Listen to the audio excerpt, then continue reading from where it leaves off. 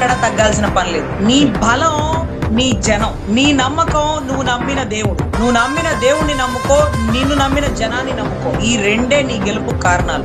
ఎంతమంది శత్రువులు వచ్చినా, శత్రువులు ఎంత పెరిగితే నీ విజయం అంత పెరుగుతుంది. ఇంతమంది ఒకడి మీద పోరాడుతున్నారంటే ఆ ఒక్కడు ఎంత గట్టివాడు రా బాబు.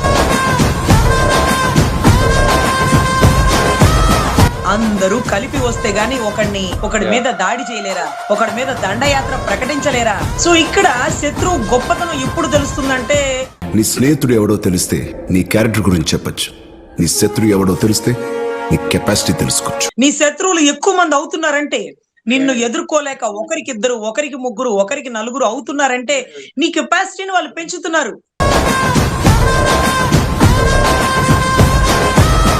నేను 1 గెలవని 10 గెలవని ఓడిపోని సింగిల్.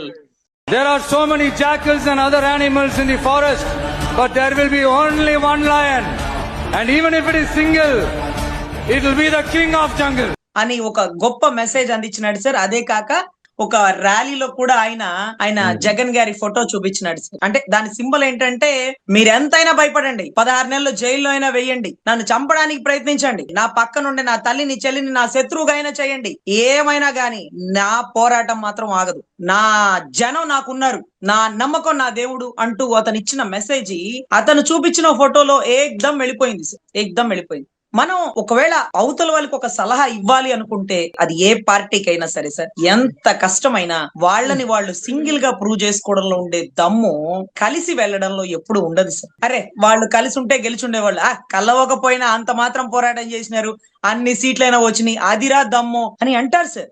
వాళ్ళు గెలిచినారంటే కలిశారు కాబట్టి గెలిచినారు, కలవకపోతే ఆడ గెలుస్తారు.